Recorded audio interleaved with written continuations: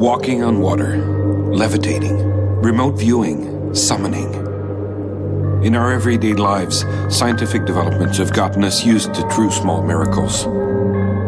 Knowledge was supposed to be the key that would unlock the door to amazement.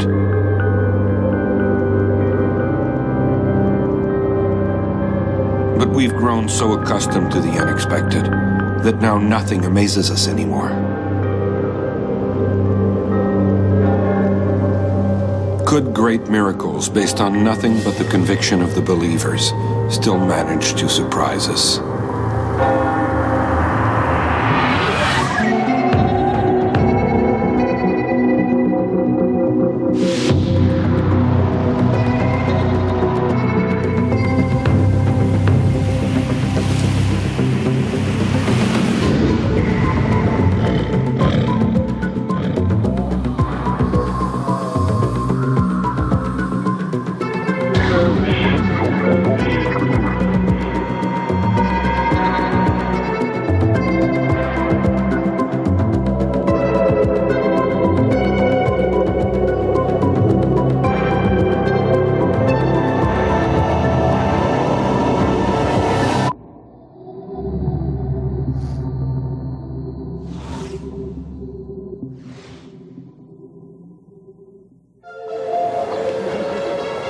Standing before the home of Maurice Giroir in Sainte-Marthe-sur-le-Lac, Quebec, are dozens of people waiting their turn to kneel before the statue of the Virgin Mary. It's been rumored that the Madonna has been crying tears of oil and blood for the past few days. News of this miracle have spread like wildfire. A woman approaches the small sanctuary created within the house. Finally, the statue is before her, a few centimeters away. She kneels. In her hands, she holds a rosary as she recites Hail Mary.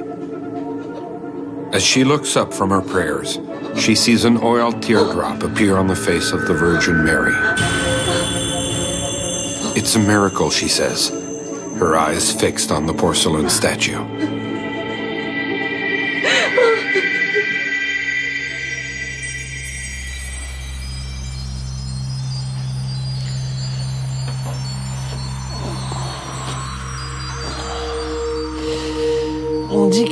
They say that faith can move mountains. But can it make porcelain statues cry? Faith is such a vast mystery.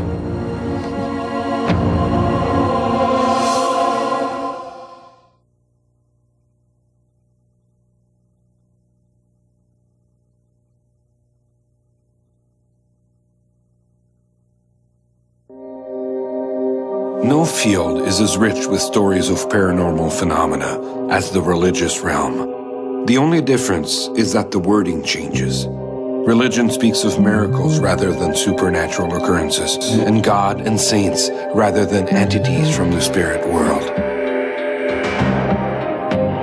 It is through miracles that the power of the Almighty is manifested in the most concrete fashion. Divine intervention may be received either directly or through saints, shamans, or sorcerers. Miracles in Christianity, in particular, are perceived as a blessing, which adds power to their spiritual objective, whether it be converting pagans or passing on a message to the faithful. In the eyes of believers, occurrences that defy natural laws are often interpreted as miracles.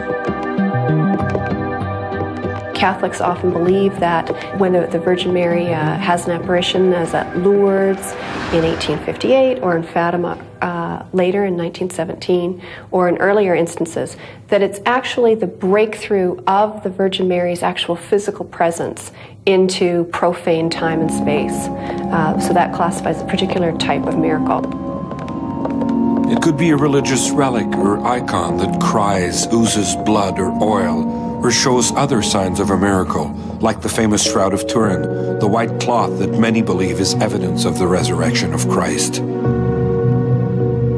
Proof that the roads leading to heaven are as mysterious as they are impenetrable. Whether their destination is an oratory in Montreal, a cave in Lourdes, or a mosque in Mecca, every year sees extraordinary pilgrimages to religious sites. But these aren't the only destinations. All it takes is an announcement that the face of the Virgin Mary has been seen on a store window in a shopping mall, or that a statue of Ganesh, the Hindu god with an elephant head, has been seen drinking milk to attract masses of faithful followers. Some people are even willing to pay a hefty sum for a front row seat.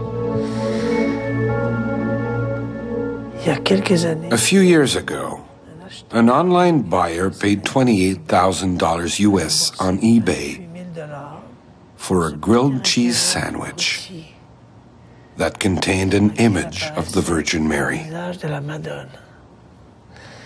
Miracles have become so common and bizarre that it's almost as if the gods have gone crazy. Although miracles are common to all religions, they seem to have been more predominant in Judaism and Christianity over the years. In fact, the very origin of both of these faiths lies in a miracle: the exodus of the Hebrews from Egypt and the resurrection of Christ. In the eyes of the faithful, the world and its natural laws are a canvas painted by God. But occasionally, a new brushstroke is required by God or one of his emissaries. Why are miracles so important? Within the framework of any religion, believers think that they are a sign from God. They are a transgression of natural laws, so that somehow makes them a sign from God. If we take a look at the miracles that have been reported and the interpretation that was given to them, we can immediately see that believers were claiming that God was sending us a message. A classic example of this happened back in the 19th century when a series of miracles occurred, like the cross in the sky over Migné, France, and apparitions of the Virgin Mary in Paris and La Salette. So there was this series of miracles, and right off the bat, this highbrow intellectual, a devout Catholic man, came along and said that they were a sign from God. And this sign from God was supposedly meant to put down the rationalist movement, which was beginning at the time, claiming that religion was nothing more than a human construction and the Bible was false. So basically, these miracles were a tangible response from God aimed at rationalists who were trying to prove that religion didn't exist. However, the Catholic Church reminds us that miracles should not be viewed as incentives to be devout, but rather as extraordinary actions that remind us of God's great power. When the Church pronounces or discusses miracles today, it does so on the basis of 2,000 years of history that itself is based on different kinds of words and concepts that we can see right in the Bible. But however the Church may see it, miracles do strengthen faith. They have been the reason for countless conversions throughout the ages, and their effect has been enhanced by recognition from church authorities. Our need to be amazed is harder and harder to satisfy in a world that science has made immune to the extraordinary. But our desire to believe shouldn't be at the expense of knowledge. Since the second half of the 16th century, Italy's Turin Cathedral has held one of the most amazing relics in Earth's history, the Holy Shroud. This piece of cloth, 1 meter wide by 4 meters long, which bears the image of a man being crucified, is believed to be no less than the actual shroud used to cover Jesus Christ. If it is authentic, then it would be the ultimate proof of the greatest miracle of all, the resurrection of Christ. But the Holy Shroud of Turin is not the only religious artifact from the days of Christ to generate wild rumors.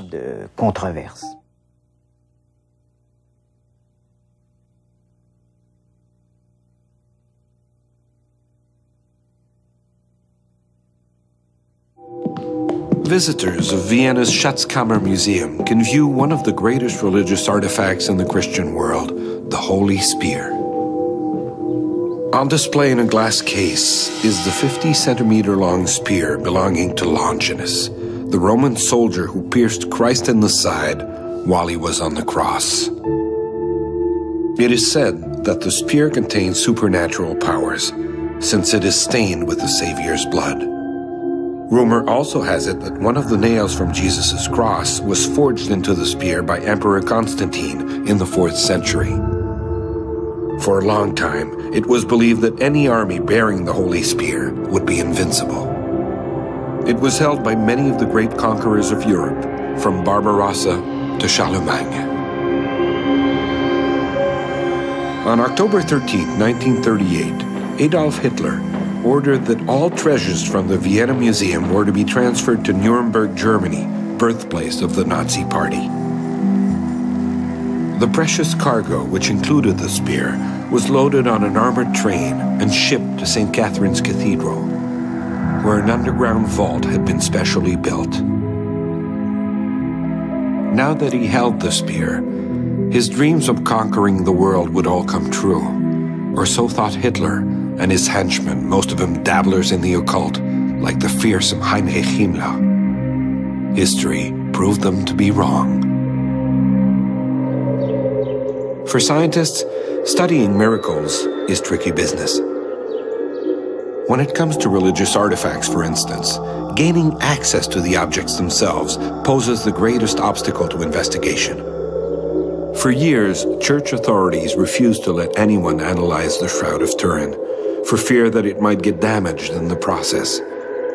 But in 1988, Cardinal Giovanni Saldarini, the pontifical custodian of the Shroud, gave in to public pressure and allowed the Shroud to undergo the ultimate scientific test: carbon-14 dating.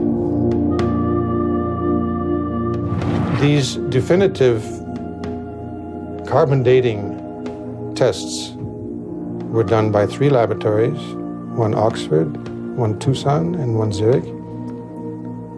The decision to do with only 3 laboratories was itself controversial, but that was in fact what did take place.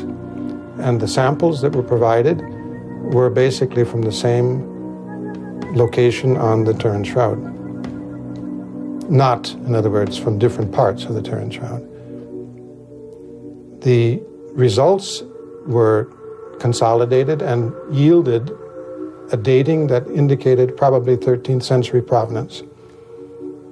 And those results were published in a very reputable journal, Nature. It came out in February 1989. And there was an immediate reaction from the public, namely, oh yes, we have in fact now finally proved that the Turin Shroud is a hoax. Reactions of skepticism were not long in coming. Many accused the scientists of only using one of the 2 known techniques for carbon-14 dating. They were also accused of having overlooked the presence of possible impurities on the Shroud. It's a well-known fact that when the Shroud was displayed in the past, it was handled by the bare hands of religious figures, and it was exposed to the soot of candles burning in the cathedral. Could these contaminants have affected the carbon-14 dating results? The debate continues.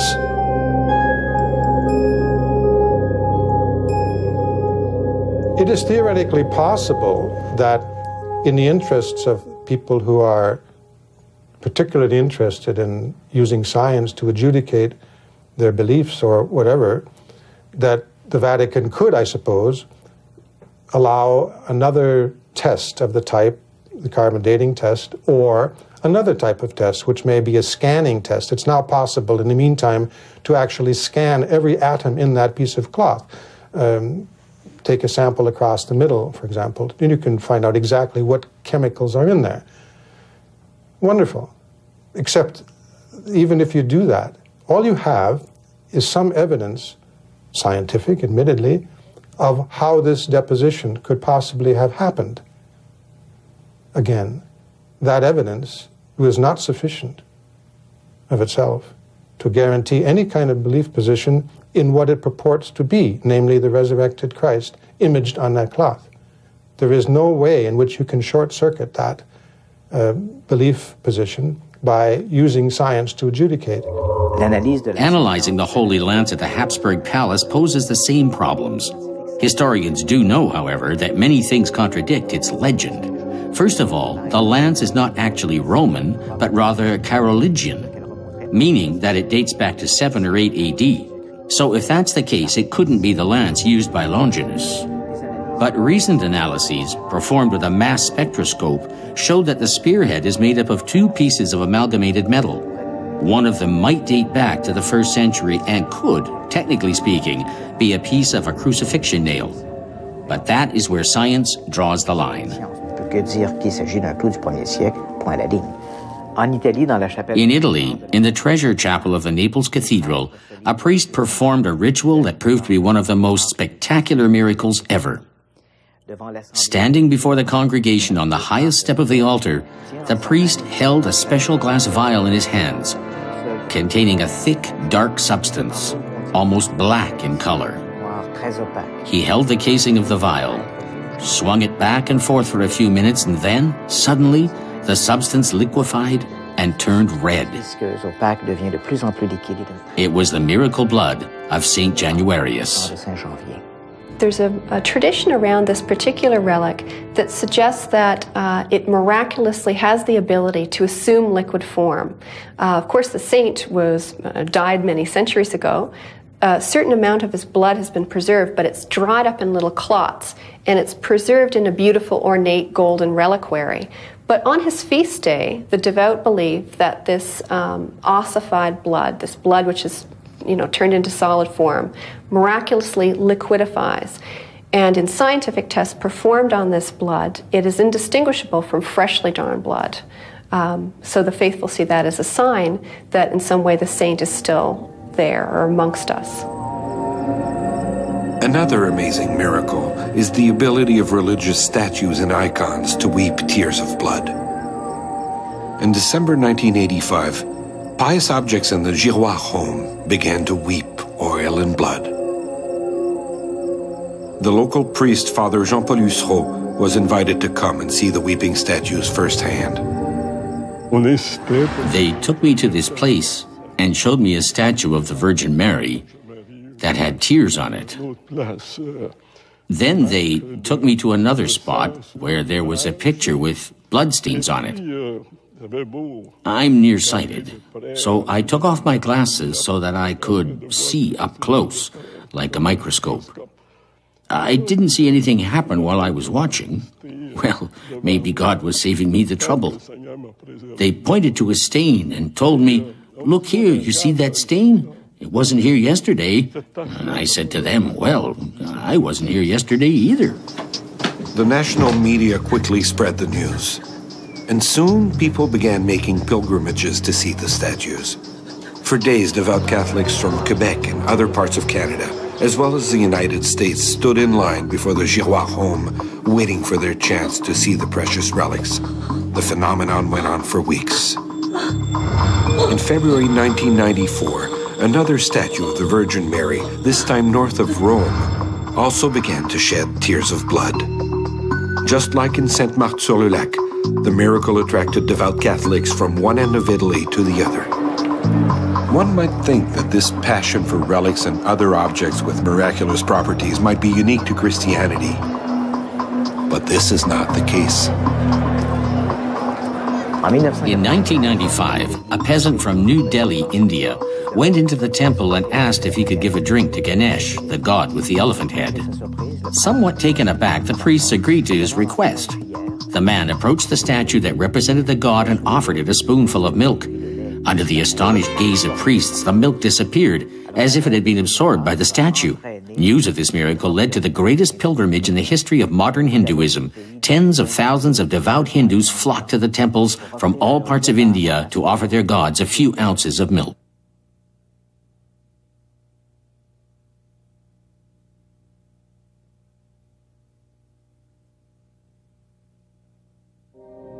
Veneration for religious objects, such as the Shroud of Turin or the Longinus Spear, exists as much among Christians as in any other religion. All of these religious objects have a miraculous aura about them.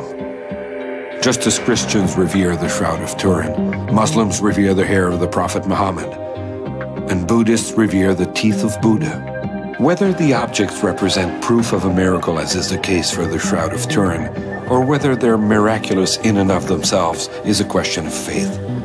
You might say that the miracle is in the eyes and heart of the beholder. The same cannot be said for stigmatas and incorruptible bodies. In this case, there is no doubt that the laws of nature have been broken, or so it would seem.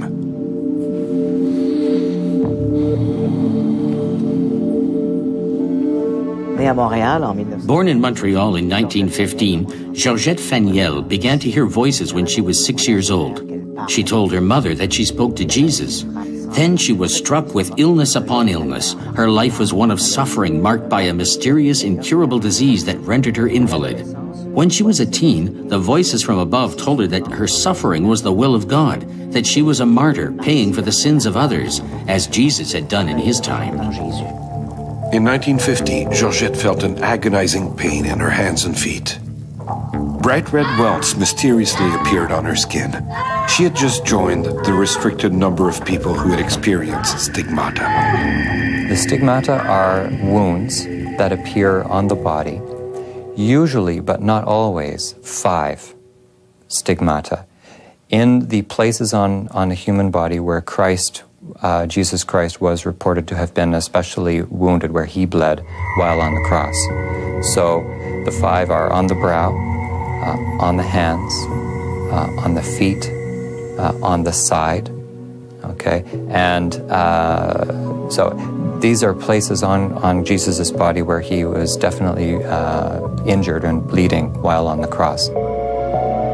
Over the next few decades, Georgette Faniel had further bouts of stigmata, particularly at Easter. When she was 60 years old, a new stigmata appeared on Good Friday. The number 2 was embedded in her skin. Georgette Faniel died in her small Montreal apartment on July 2nd, 2002, at the age of 86. 79 of those years had been spent suffering for the glory of God. In Georgette Faniel's case, the stigmata were never officially recognized by the Church, although Cardinal Léger and the Archbishop of Montreal both acknowledged that they were real. Aside from stigmatics, other mystics have also had their flesh altered by the divine after their death. This is the miracle of incorruptible bodies.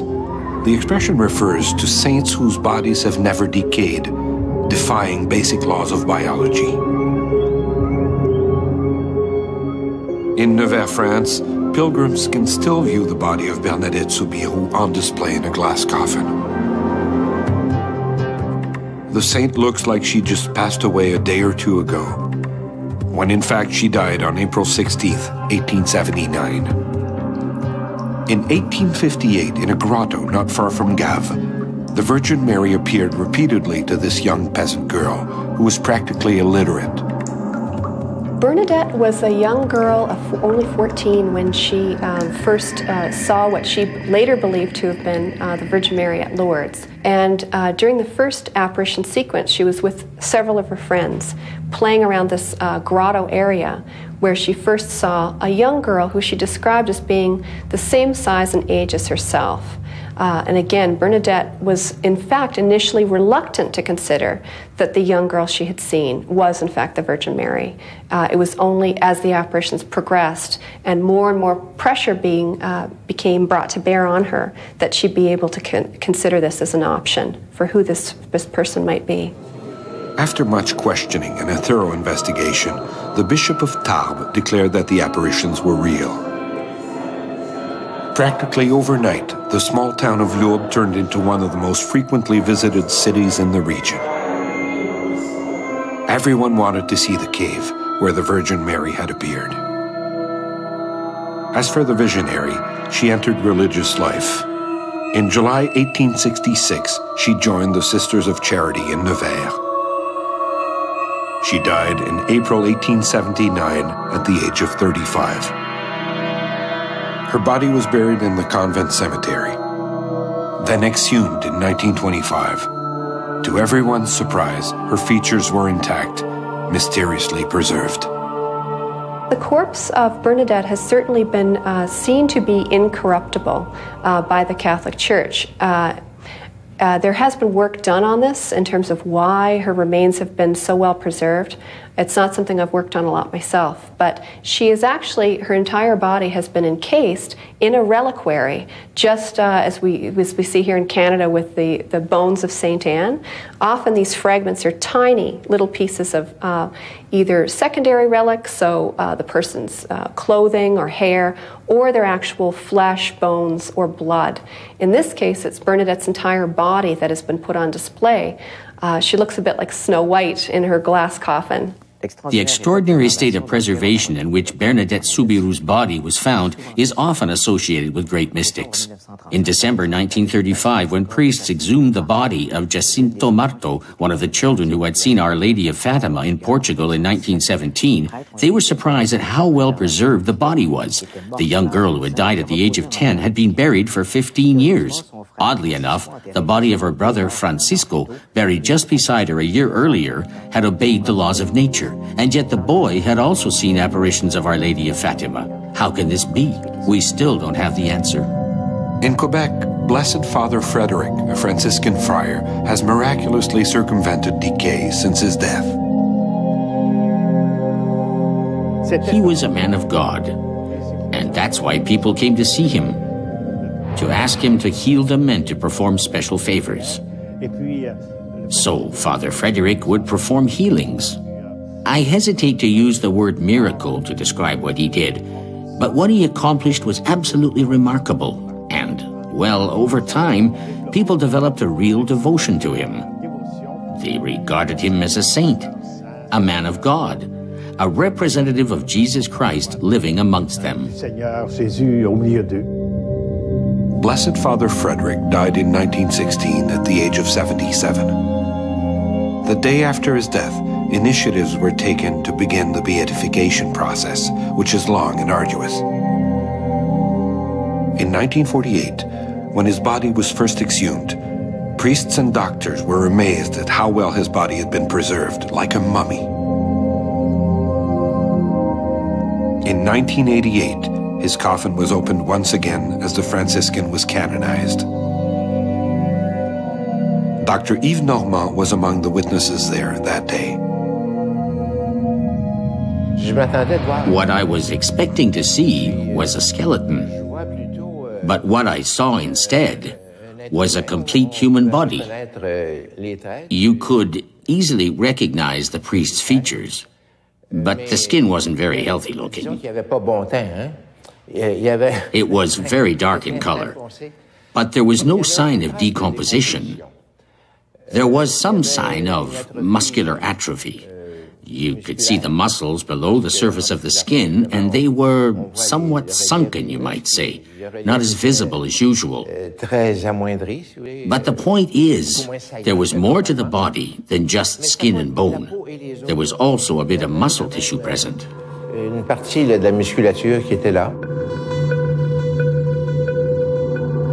Given his state of preservation, which was at the very least surprising, many saw it as a sign of sainthood, a miracle reflecting the exemplary life led by Father Frederick. Dr. Normand does not agree. The body was there, but I would say it was mummified. I like the use of the word mummified because I had the opportunity about 35, 40 years ago to visit the Archaeological Museum in Cairo, Egypt. And I saw the body of the great pharaoh Ramses II. It reminded me a lot of Father Frederick's body in terms of the way it looked. Was it a miracle? Was he incorruptible?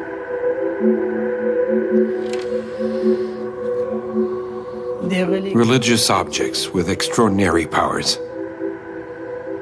Statues that weep tears of blood. Mystics bearing marks of the crucifixion. And bodies that refuse to decay. How do you top that?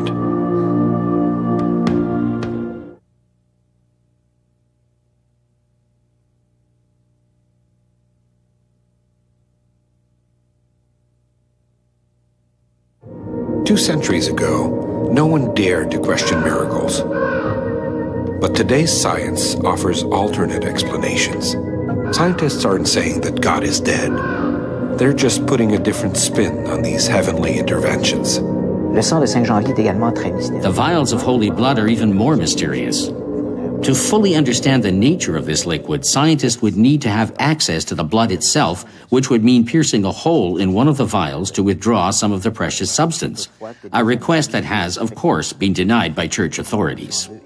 Spectroscope analyses carried out in 1902 and 1989 showed that the vials do contain some sort of hemoglobin.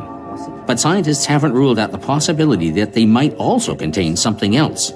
There has been a concoction known since medieval times that, when mixed with blood, makes a product similar to glue. But when the mixture is handled in a certain manner, like the way the vials of holy blood are swung back and forth, the substance turns back into liquid again. Is that the secret of the holy vials? As long as the Naples authorities refuse to release and open the precious vials, the mystery will never be fully solved. Incorruptible bodies, on the other hand, give scientists something a bit more substantial to work with. The bodies are generally accessible, and science can offer explanations. An embalmed corpse that is preserved in ideal conditions, in other words, an environment that is fairly cool and not too humid, can last for decades. Crypts, for example, have ideal conditions, and bodies stay well preserved in their coffins. The coffins are not buried in the ground, they are placed in a wall where they are sealed off. In this low oxygen environment, there aren't any external agents getting in to decompose the body. If a corpse is properly embalmed, then I would say that it can be preserved in a satisfactory state for about 10 years or so. As part of the canonization process, the Catholic Church requests that the body be exhumed, as was done in the cases of Father Frederick and Bernadette Soubirous. This step is referred to as the translation of the remains. It was at this time that they discovered the incorrupt state of the bodies. Was it a miracle? Not necessarily. In my opinion, the incorruptibility of a body is not related to the corpse itself, but rather to the conditions in which the corpse is placed. If we look at the Inca mummies, for example, which did not undergo the same embalming process as the Egyptian mummies, we see that they were placed in a very hot, dry environment exposed to the air, and the bodies dried out rather than decomposing.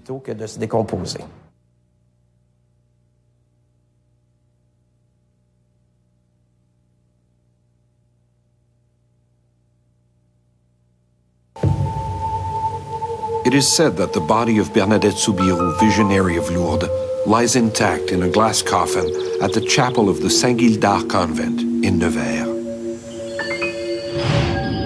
This is only half true. When her body was exhumed, it was partly mummified, and large black spots could be seen on her skin.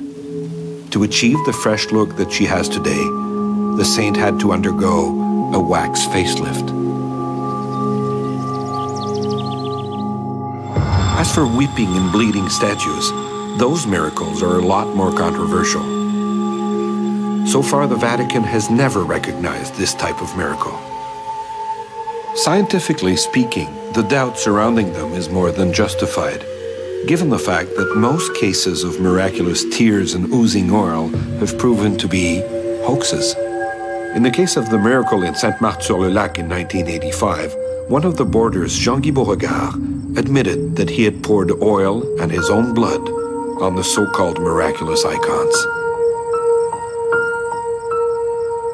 The Church doesn't discourage people from reporting such things, and especially when such images or events are clearly linked to the the sort of the increase in faith. At the same time, the Church doesn't, by and large, promote these kinds of events. The phenomenon of stigmata remains steeped in uncertainty. Over the centuries, more than 300 cases of stigmata have been documented. What's interesting is that there is a long-standing tradition in the Catholic faith whereby Jesus was crucified on the cross and nails were driven into the palms of his hands. Historical research, in other words, archaeological studies, have raised doubts regarding this image. Today, the consensus is that the nails would have been placed much closer to the wrists. It was a much more likely position. There would have been less possibility of tear, and more possibility of solidifying the hold onto the cross. So then, all of a sudden, the cases of stigmata seem to follow suit. So, signs from God, if we choose to call them that, seem to evolve with human knowledge, and we can see a human dynamic working in behind these phenomena. Nowadays, when we see signs of divinity, there is also a human language being expressed, one which reflects the knowledge of the time period. These days, without a doubt, the most popular miracles are apparitions of the Virgin Mary. Entire books have been written on the subject. In 1917, the Blessed Mother appeared to 3 young shepherd children in Fatima, Portugal. She appeared again in Garabandal, Spain, in the early 60s. In 1968, the Virgin Mary also appeared to children in Saint-Bruno, Quebec.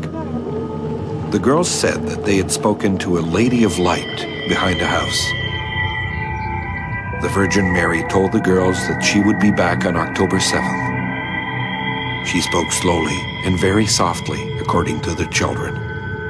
On October 7th, more than 20,000 devout Catholics braved the weather to gather in a field in Saint-Bruno, hoping to see the Blessed Mary appear. Unfortunately, she never manifested. This event has stayed in the minds of local residents, and they now prefer to forget about the entire incident.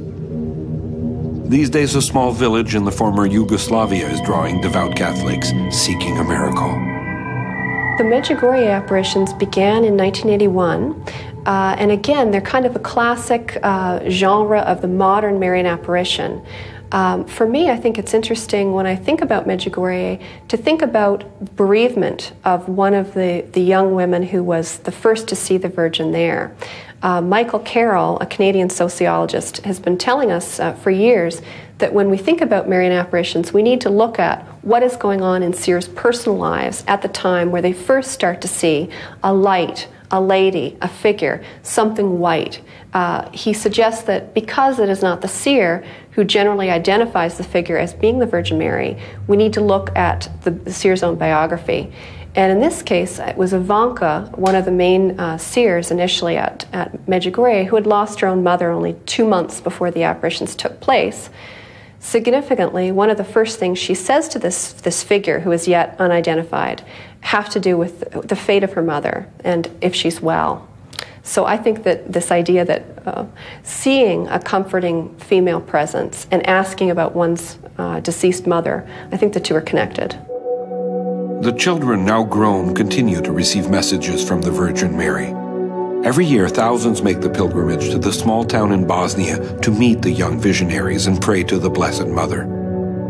Countless miraculous healings have taken place here, as was the case in Lourdes and Fatima.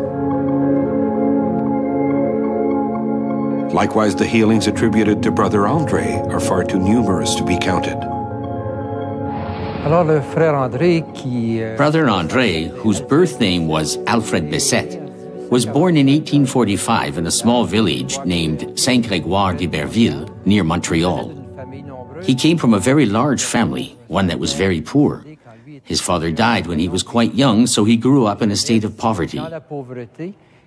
When he reached the age of 18, he was allowed to go to the United States to try and find a job.